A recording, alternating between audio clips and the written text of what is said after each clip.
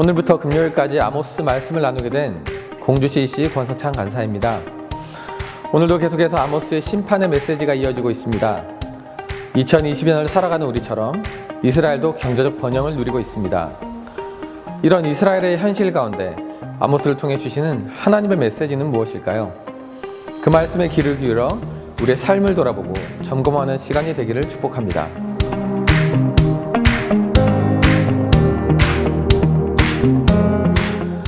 크리스천의 삶은 결과보다 그 과정이 더 중요합니다. 무엇을 했느냐도 중요하지만 더 중요한 것은 그것을 어떻게 했느냐입니다. 예를 들어 전도를 100명 했다는 것은 칭찬을 받을 만한 일일 것입니다. 그러나 단순히 많은 사람에게 복음을 전한 것보다 더 중요한 것은 전도자가 얼마나 잃어버린 영혼을 향한 간절한 마음을 가지고 전도했는지, 또 얼마나 전하는 복음에 대한 확신을 가지고 전도했는지일 것입니다. 즉 본질이 더 중요하다는 것입니다. 크리스천의 삶은 그 형식보다 본질이 훨씬 더 중요합니다. 오늘 본문의 7절은 그러므로 라는 말로 시작합니다. 이것은 앞부분의 전체 내용을 결론 지어줍니다. 그 결론은 다음과 같습니다. 이스라엘의 지도자들은 적국으로 사로잡혀 갈 것이고 이스라엘 전 영토는 하나님 심판의 도구로 사용될 한 나라를 통해 유린과 강탈을 당할 것입니다. 아모스는 8절과 14절에 반복적으로 만군의 여호와의 말씀이니라는 말을 사용합니다. 이것은 하나님의 심판의 확실성을 보여줍니다. 하나님은 그들의 경제적 번영, 막강한 군사력, 사회적 안정으로 대표되는 야곱의 자랑을 혐오하십니다. 하나님의 분노는 이스라엘의 죄들을 추적하실 것이고 그들은 그 값을 치러야 할 것입니다. 그러나 결과보다 더 중요한 것은 그 결과가 있기까지 무슨 일이 일어났느냐입니다. 우리는 심판이 일어나게 된 과정, 즉 심판의 원인이 무엇인지를 살펴보아야 합니다. 그것은 본문 전반에 걸쳐 나타납니다.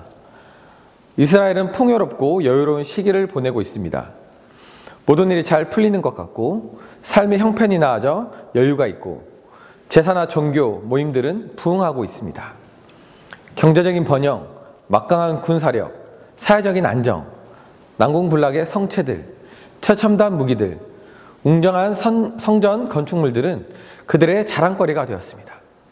이 모든 것을 자신들의 힘으로 이루었다는 자만이 이스라엘 지도자들의 생각이었습니다. 그러나 이스라엘의 정치 지도자로부터 종교 지도자들까지 아무도 자신들의 사회 속에 썩는 냄새가 진동하고 있다는 사실을 인식하는 사람은 없습니다. 지도자들은 명목상 종교인들이었고 그들의 삶 속에 하나님의 자리는 없었습니다. 아모스는 그들의 종교 생활을 다윗과 비교합니다. 악기를 만들어 하나님을 찬양했던 다윗처럼 그들도 악기를 만들고 노래합니다. 그러나 하나님을 향한 다윗의 순전한 사랑과 경외와는 대조되는 그들의 종교 생활에는 다윗이 행했던 정의와 공의는 없고 그들의 음악, 즉 형식만 남았을 뿐입니다. 이스라엘 지도자들은 자신들이 열심히 행했던 화려한 예배의 모습에 만족하여 자신들에게 재앙의 날이 올 것이라고는 절대로 생각하지 않았습니다. 마치 오늘날 한국교회의 현실을 보여주는 모습은 아닌가 생각됩니다. 또한 그들은 요셉의 환난에는 관심이 없습니다. 요셉은 아무런 이유도 모른 채 애굽으로 잡혀갔고 온갖 어려움을 당했습니다.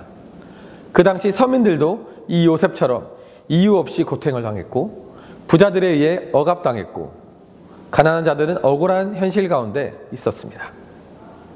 이런 요셉의 환난에 대해 이스라엘 리더들은 전혀 관심이 없었던 것입니다. 그들의 사치와 방탕함, 안일함이 문제의 근원이었을까요? 그렇지 않습니다. 본질은 검소한 삶이 아니라 이웃의 어려움을 돌보는 삶입니다. 검소하게 살아가며 모든 것을 아껴 쓴다고 할지라도 이웃의 어려움을 돌아보지 않는다면 소용이 없습니다.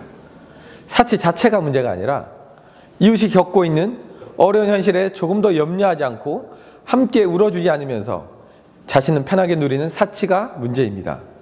이웃의 무너진 삶에는 관심조차 주지 않은 채 드리는 화려하고 풍성한 예배가 문제입니다.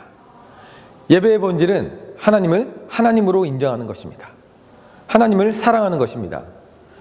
예배의 주체는 내가 아니라 하나님이십니다. 복음의 본질은 사랑입니다. 크리스천 삶의 본질은 사랑입니다. 하나님을 사랑하고 한 영혼을 사랑하는 것입니다.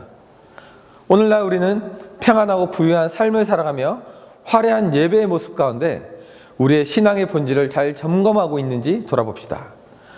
외적으로 화려한 나의 신앙의 모습 속에 자기 중심성과 자기 만족이 가득 차 있지는 않은지 점검해 봅시다. 교만은 자기 자신에게만 집중하게 만듭니다. 공동체 안에서 훈련받고 있다는 것 자체가 올바른 믿음을 보장해 주지는 않습니다. 도리어 교만해질 가능성이 있습니다. 오늘 하루 나의 삶의 모습 속에 눈에 보이는 것들이 아닌 내 마음속 깊은 곳에 있는 믿음의 본질에 대해서 점검해 보는 하루가 되기를 기도합니다.